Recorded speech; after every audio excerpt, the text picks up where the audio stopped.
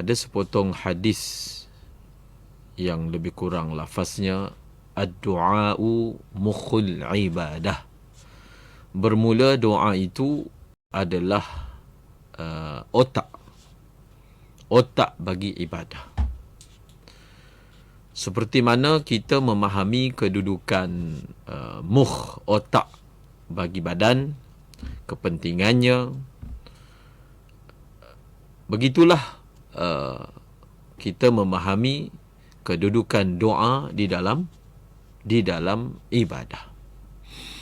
Dalam banyak-banyak ibadah, maka ibadah berdoa itu adalah berada pada kedudukan berada dalam kedudukan otak. Mukh juga dalam bahasa Arab diterjemahkan dengan makna sumsum. Kedua-duanya adalah perkara yang penting bagi tubuh. Otak penting bagi tubuh.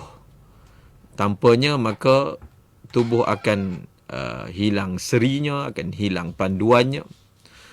Maka begitulah juga dalam ibadah kita perlu belajar. Para ulama, para masyayikh menyebut kita perlu belajar berdoa. Begitu sekali lemahnya kita perlu belajar berdoa. Terkadang oleh kerana kita tidak terlatih berdoa, kita apabila mengangkat tangan tidak sampai 5 minit, kita sudah kehabisan kata. Seolah-olahnya tidak ada apa-apa lagi yang kita perlukan untuk dipohon daripada Allah Subhanahu Wa Taala. Begitu lemahnya kita. Maka doa itu perlu dipelajari, perlu dilatih. Kita belajar untuk menambah masa doa. Mula-mula kita doa 5 minit, kemudian kita berdoa 10 minit. Begitulah seterusnya. Ada ulama yang bila berdoa, boleh berdoa sehingga berjam-jam lamanya. Kita yang lemah ni pun akan bertanya, berfikir apa yang disebut, apa yang didoakan. Tetapi itulah yang disebut sebagai seorang yang merasa lazat bermunajat dengan Allah Subhanahu Wa Taala. Maka dia merasa kelazatan seperti seorang kekasih merasa lazat bercakap, bergayut. Orang dulu kata apa? Bergayut dengan telefon tu lama. Sampai mak dia tanya apa benda yang disembangnya, apa benda yang dicakapnya sampai berjam-jam. Kalaulah seorang pernah melalui kemanisan seperti itu, maka bagi kemanisannya seorang yang mempunyai hubungan dengan Allah Subhanahu Wa Taala. Dan ada ulama menyatakan tidaklah seseorang itu direzekikan untuk berdoa, melainkan dia akan direzekikan dengan penerimaan. Bila seseorang itu Allah nak berikan dia sesuatu perkara, Allah akan ilhamkan dia untuk doa benda tu. Jadi kalau kita tak terilham, maknanya tak terlintas dalam otak kita, dalam fikiran kita nak doa perkara tersebut, maka nak dapat benda tu agak jauh. Tetapi tiba-tiba kita diilhamkan oleh Allah untuk berdoa dengan suatu perkara, yakinlah Nabi ajar kita, hendaklah kamu berdoa dengan Allah dalam keadaan kamu meyakini doa itu akan diterima. Berdoalah dengan Allah dalam keadaan kamu meyakini doa itu akan diterima. Banyak lagi perkara-perkara yang kita perlu latih, kita perlu pelajari dalam berdoa.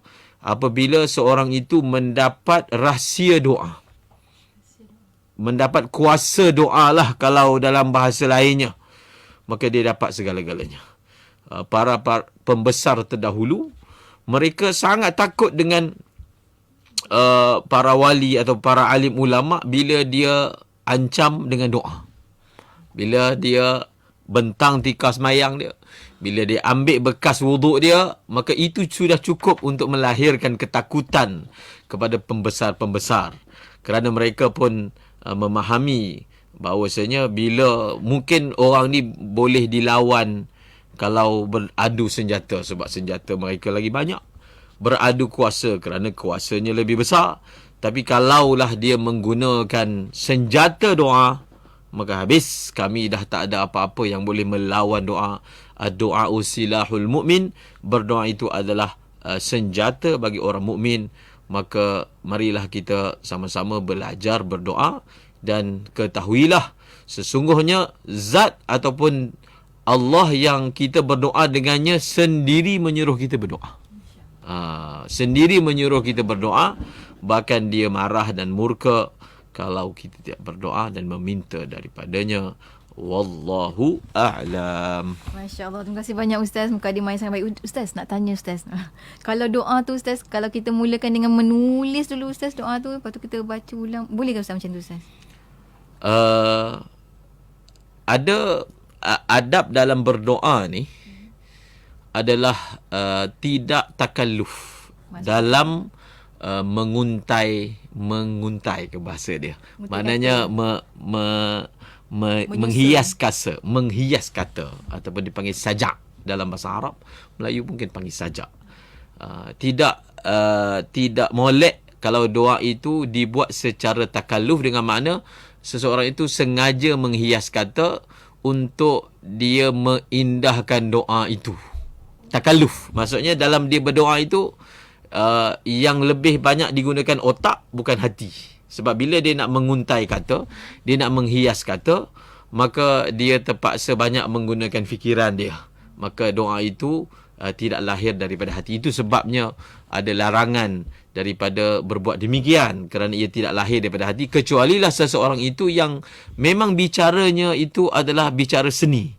Kalau dia bercakap memang perkataan dia tu adalah perkataan yang tersusun. Memang begitu, tanpa dia perlu takalluf. Dia tidak perlu mengada-ngada lah istilahnya, ataupun memberat. Memang itulah tabiat dia, itulah jiwa dia, maka tidak mengapa.